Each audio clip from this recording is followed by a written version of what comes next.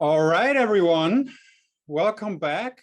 Pleased to see most of you being back here after yesterday. Was a rough ride for some of you maybe, but we hope we can continue to shed some light on the concepts that were difficult to grasp today.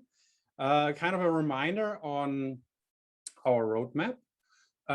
We have covered quite a bit already, but we haven't really gotten very practical yet, and we will change that today. We will start with a little review, which was originally planned as a conceptual review, but we realized there is a lot of uncertainty regarding the practicalities of implementing BRM, the function to specify priors and interpret the coefficients that you get out of it. So we will do that now together for like 20 minutes or so. So we type together, and I hope I can explain some of the concepts again to make it a little clearer. And then we will talk about how to draw inferences from posterior distributions. That's Joseph will tell you how to do that and gives you several options how to do that. And then the prior man, Stefano, will talk about more on priors today. And that's going to be a very important session in which we probably tackle some of the concerns and misunderstandings we might have had yesterday when it comes to priors, what they can and cannot do. But I will hopefully show you in the next 5 or 10 minutes that priors don't really are that, it's not something you have to worry too much about. And then we will do a long live coding session again, you and me. And I will, with you together, will code our first mixed effects model in Bayesian, right? With the data set that we've already worked with. And finally, we will end up on a session on sampling, what happens under the hood, what is actually the mechanism that creates these samples, and what do we need to practically take care of with regards to this mechanism. Okay, so with regards to day 3, now that we see that there's so many people actively participating here, our original plan of doing one-on-one sessions with you guys within 4 hours is probably not very inclusive.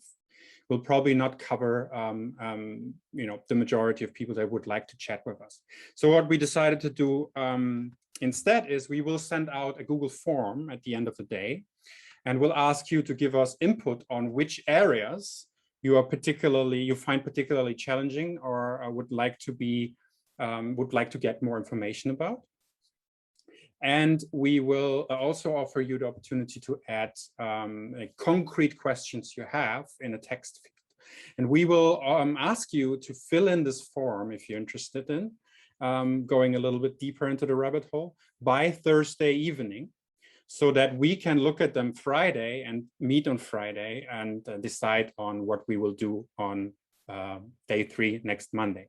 Right? It's probably going to be a mixture of a plenum Q&A session and some detailed rundowns of, for example, certain workflows, right? And we might actually do a little bit of a hands-on exercise as well, but we will decide that basically based on your feedback. So we will see where the gaps are and try to fill them on day 3, okay? Now, I can stop sharing here. And I would love you all to open our studio with me. While you guys are opening our studio, if the live transcription subtitles are covering information, you can turn it off. So if you click on the arrow next to live transcription, there's hide subtitles. So if you don't need the subtitles, you can do that. Right, exactly. All right, so let me just get the chat here so I have a little bit of feedback loop. Man, when you share the screen in Zoom, sometimes this toolbar is just vanishing and you can't access it. Let me see whether I find it. Yep, there it is. Okay. And for the questions today, it's a new link, and I'll share it in a second in the chat, and I've also sent it to you via email and on Slack. Right, so do you all see full screen my RStudio Give me a thumbs up or +1 or something like that. Yes, perfect. Okay, great. So we will do a little bit of live coding today, okay? And once in a while, I will copy paste some of the code into chat. So in case you got stuck up somewhere, technical issues, whatever, you can pick up this Slack later on. So first of all, I want you to load in some libraries with me. And we will obviously load in the beautiful package that Stefano has developed for us, right? We will load in, obviously, BRMS. We will load in, we basically always, whoops, want to load in the tidyverse, right? And we also, in this case, I'm not entirely sure whether I will use it, but the tidybase library we want as well, okay? So I will just load these things in. I will post that in chat as well for you to copy paste, okay?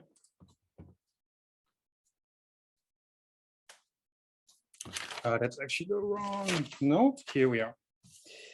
Now, what we want to do now is we build a simple linear regression model. Oh, the font size bigger. That's a really good call. Yeah, that's better, huh? Yeah, that's a really, really good suggestion. Now, we want to build a very simple linear regression model, and we want to specify priors for it as well. Right? So we will start this time. We will start a little bit on the easy side of things, right? We will actually build the model first, look at the output first before we touch priors at all. Okay, so we just run it. Okay, so let's call it, I don't know, model 1. Okay, and model 1 is a BRMS model, and we are predicting. Oh, actually, I decided to do articulation rate. Yeah, we do articulation. We just stick with the one that we had, right? And we predict articulation rate based on attitude. And just a reminder, in this data set that we have here, Bodo Winter and Sven Gravunda, we're interested in wherever Korean speakers in different social environments speak differently, right? And they measured all kinds of things. Among other things, they measured articulation rate. Right. Oh, yeah, thank you, Cynthia. Obviously, totally forgot about that. We need to load in our data set. And we do that with that. I'm sorry about that. So if you want to have a glimpse at the data set to remind yourself what it's like, you can have a look. So they tested this, right? And they measured all kinds of things, among other things, articulation rate. And the important variable here was attitude.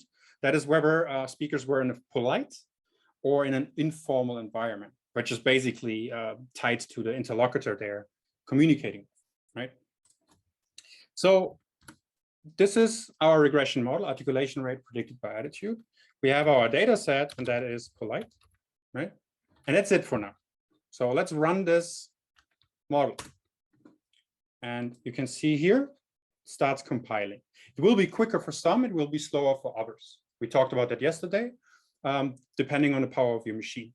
Usually with these simple models, the longest part is the compilation, the translation from the BRMS code into Stan, right? That's what happens right now.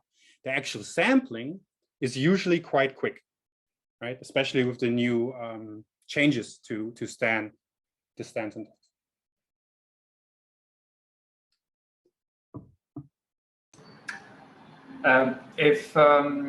If the R session is aborting, you might have to update our studio. I had that like a few days ago as well, and after I updated, things were fine. So yeah, sorry for that.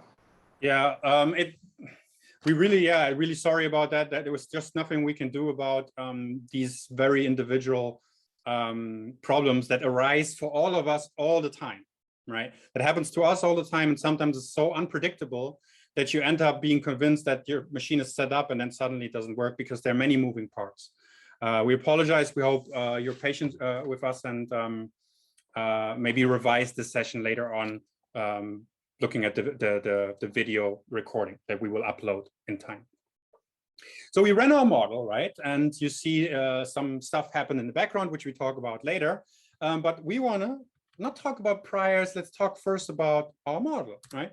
And we will look at the model outcome together. Okay, we talked about that briefly yesterday. Joseph introduced that table to you, and the table should be rather familiar to you actually when you've used linear models or linear mixed effects models, generalized linear models in R, right?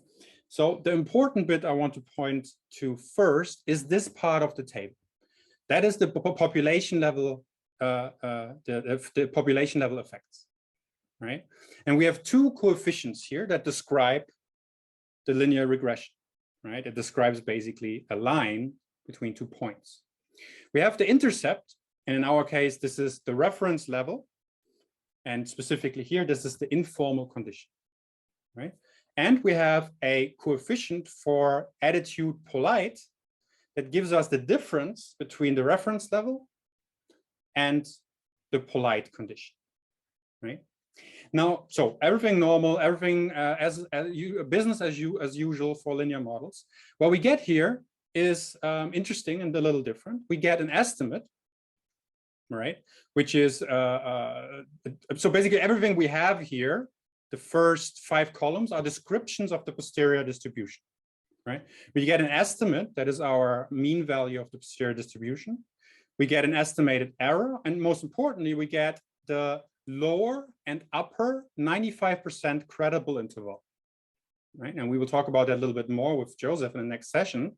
This is a way to describe a certain part of the distribution, right? In this case, the more or less the middle 95% of the distribution. And when we look at it a little closer, we see, okay, the intercept, remind yourself, this is the informal condition. Is estimated to have 6.88 syllables per second. And how certain are we about this number? Well, the 95% credible interval ranges from 6.68 to 7.09, right? That's where 95% of the plausible values of the posterior fall, right? Now, the difference to the politeness condition is estimated to be minus 0.41 syllables per second, right? And how certain are we about this value? Well, 95% of the posterior distribution fall into minus 0.71 and minus 0.11, right? So that is what this output gives you. The R hat and the bulk ESS measures in the back here, you can ignore for now. We will talk about it later. These are columns that give you some information about the sampling procedure and its stability. Okay, but for now, let's ignore that. What you have up here is just similar to the output of a linear model, is some information about the model itself. You have the family, and we will talk about that a little bit later. We didn't specify it, so as a default, a BRM uses a Gaussian link function, right? We have the formula repeated here. We have the data, as well as the number of data points in this case, 224. And we have some information about the sampling again, and I won't go into details here because Joseph will cover it later and you don't have to look at that right now. The final thing that we have down here, and again, very similar to the linear model, this is the estimation of the residual area, sigma, not sigma, like I would like to say in my German accent, but sigma with a voiceless alveolar fricative. All right, so that is our output, but obviously we talked a lot about priors, so let's not forget about priors, right? So let's actually specify priors. First of all, let's see where I have my, this one is the node that I actually want to look at. Okay, we've already learned this very useful function. Actually, I will post, for those that are a little late, I will post this into chat. This was the model I just ran. And now we will specify, we will have a look at what priors we need to specify. Just remind us, right? So remember the get prior function has a formula argument in which we basically copy paste the formula in, right? And when we do this, Oh, there's no R. I'm I'm inserting R's everywhere in my speech. I say banana. I overcompensate somehow. So I now do it in my R syntax as well. So let's try that again. There we go. Okay, so this is familiar. We've looked at that yesterday already, right? We get 4 rows here, right? And we get overall 4 parameters that are possibly that we can possibly specify. We have the intercept, right? So a parameter for the intercept class. We have a parameter for the residual variance, sigma. And we have a parameter that is our regression coefficient for the predictor, right? And we call that B. Right? And now you see, and we had this question several times yesterday, there are 2 rows here. There's one that is specified for the coefficient, attitude polite, and there's one that is not specified for this coefficient. So that the one that is not specified for this coefficient is a general parameter that would apply to all parameters that are of class B. So if you use the same prior for all of these coefficients, for these parameters, then you can specify it without with this general parameter for B. And this is true for other classes as well. But we're trying to stick to making everything as explicit as possible. So we will specify the priors individually, even though we wouldn't need to in this case technically.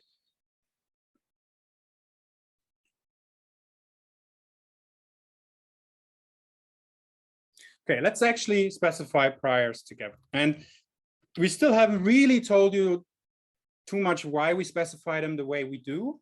We will dive into that today, right? That's a really important concept. So bear with me for now. Sorry, I'm doing stuff that's not really useful. So first of all, I post this into chat again in case you've missed it. And we will now specify our priors. We call them my priors 1, okay? And we basically concatenate a bunch of priors. Let me just do this. Right, so we will specify 3 priors. You see in the bottom still the table with the different priors. And we stick to normal priors for now, right? And we stick to the ones that we specified yesterday, I think. We specify a normal prior centered on 0, mean 0, and standard deviation of 15 for the class intercept. Oops, sorry. All right. We specify a prior, and we stick to a normal prior. In this case, I center it on 0 with a standard deviation of 10 for the class B. And we specify here very explicitly the coefficient that this parameter refers to, attitude, attitude pole. Okay, and I use here 0 and 10 because remember what this part of the regression model is. It's the difference between polite and informal condition, right? So I specified the prior to be a little bit smaller, but remember how we kind of interpret this normal distribution.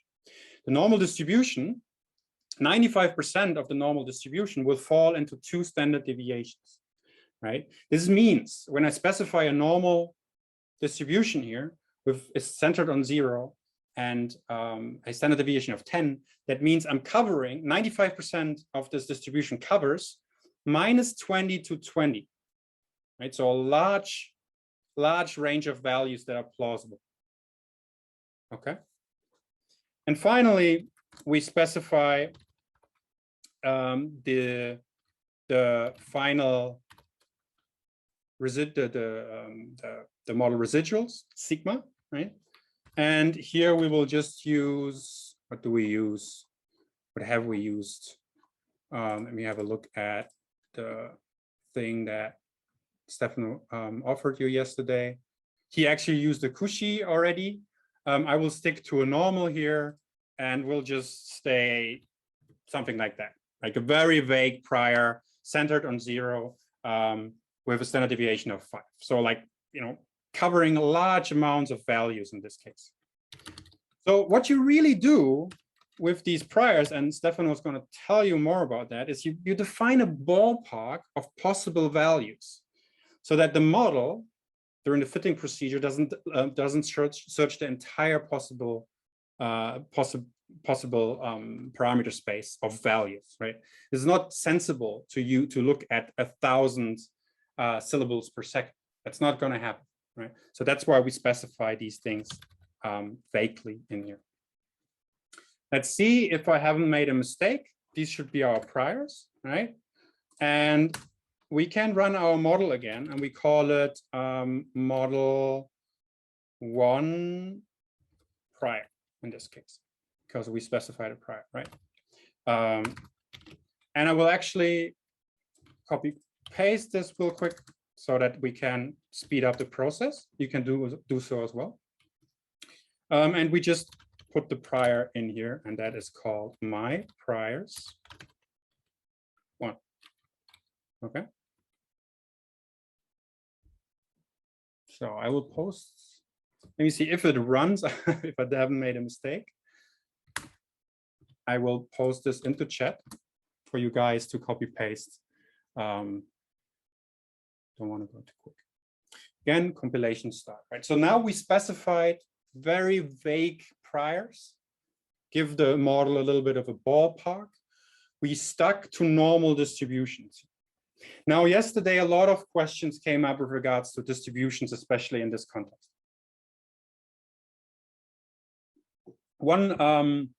We encountered several different distributions in this context. You saw that the default distributions that BRMS assume, in many cases, is a student T distribution, right? That has 3 parameters. It has degrees of freedom, it has a mean, and it has a standard deviation or a scale factor.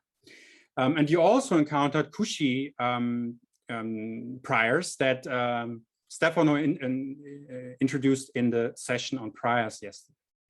Now, what all of these distributions share are that they are symmetric distributions. Right? You have basically they are a peak, right, and they fall off to the sides. The difference between them is the form of that shape. Right? The student T distribution is very similar to a normal distribution. It has just slightly thicker tails. And the Cauchy distribution has even thicker tails. Right? They're very similar. They have very similar mathematical properties. Right? So it won't make a huge difference right now for us to consider one over the other. There are reasons why you want to use one over the other. Specifically, the thickness of the tail helps us when we have scarce data or when we have outliers to cover this aspect of the data. But we won't go into detail here. So we have run our model, right, with the priors. Beautiful. Now, I want to show you, I want to demonstrate something very important. So this is what we did, right? What I want to do now is to run the same model with slightly different priors. We have, in this case, there is a hypothesis. Here's a research question. The research question was, well, does attitude affect speech rate in this case, articulation rate? And as you have seen when I showed you the output of the model, there seems to be a negative. There's a lower speech rate for polite productions, right? So I want to demonstrate now that when I change the prior for that coefficient in one or the other direction, that won't affect the posterior much. Okay, so basically, this prior here is the important one. That's our research question, right? Is attitude affecting articulation rate? As it is now, we are really agnostic about what it is, right? We have the prior is centered on 0, meaning the most probable outcome based on the prior, just on the prior, is there's no difference between the two conditions, right? And there's some noise around that. So it could go either way. We don't really know. So let's specify priors now. So I will copy paste this in a slightly different way. We call these my priors 2, and I will only change these priors here. Okay, and here's what I will do. I actually tried that with the other variable, but we will try something similar here. We will move the prior away from 0, right? Something like that. So now the prior assumes that the most probable value is actually 4 for the coefficient, meaning that the polite attitude should elicit faster responses, right? But we're still acknowledging a certain amount of noise here. Okay, so let me post that prior into the chat. And then I copy paste this again. We run the model again, we call it model 2, and we change the priors. Right? And what we do now is we run that again, and then we compare the two models with each other. So let me do that.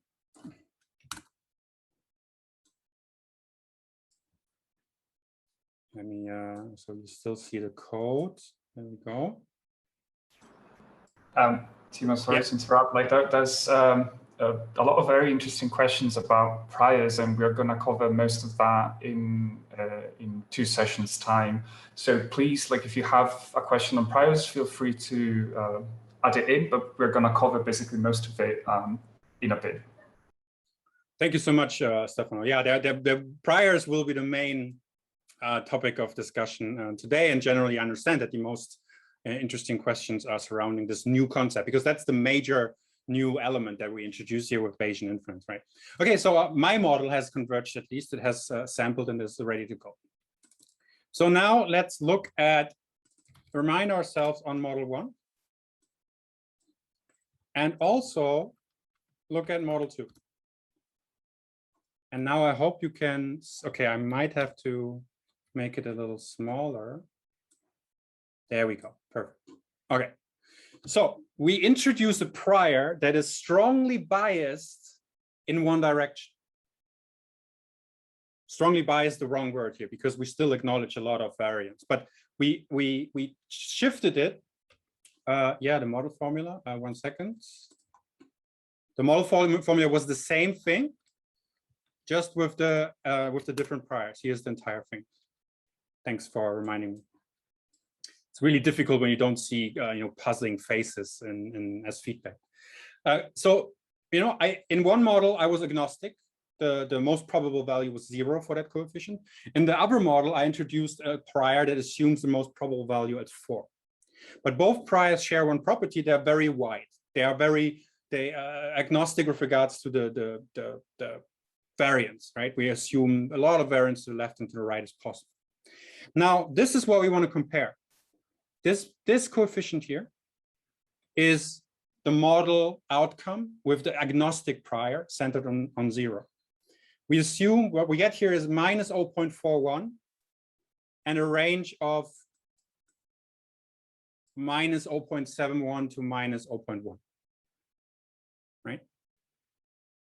Now, this here is the model in which I introduced a prior that is shifted in the other direction quite substantially, 10-fold actually, right? So this is a coefficient of minus 0.4, and in the prior I put 4, right?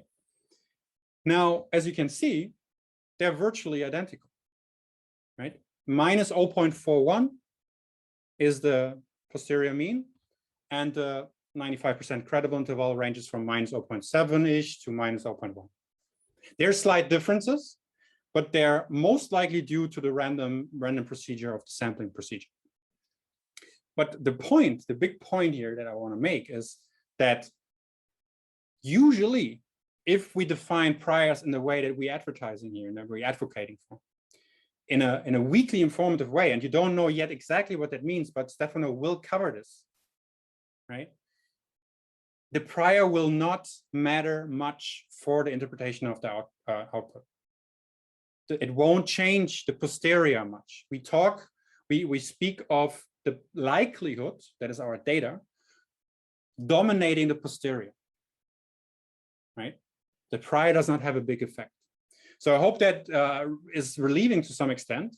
because obviously the first kind of intuition we have is like when we add this information to our model, we might be able to change much. But the way that we set up the priors that we advocate for in a weakly informative way, they don't do that. They just give a rough ballpark of where data can fall. Okay. Right. So what's the time? Well, actually, I think that was a good amount of time. I hope you could all follow roughly. I tried to pace myself down, but I pasted the code rather simple code into the chat. I hope you caught that. Maybe I can post the entire script once more into the chat for you guys, for your documents. And I hope I could convince you that we don't have to worry too much about priors in terms of whether they are introduce a lot of bias to our work. Okay, I will stop sharing. Great. So that was the review session, and I hope that was helpful, kind of taking a little bit time more on the basics of the technical implementation of Bayes with BRMS. And now we move over to a really important topic, because we haven't dealt with that here. We've now just ran the model and we've received the posterior. And the table that is printed out here is a description of that posterior distribution. But what do we do now, right? And Joseph will tell you now what to do now. Now comes the inferential part. Now comes us trying to interpret the posterior and making inferences about what we see.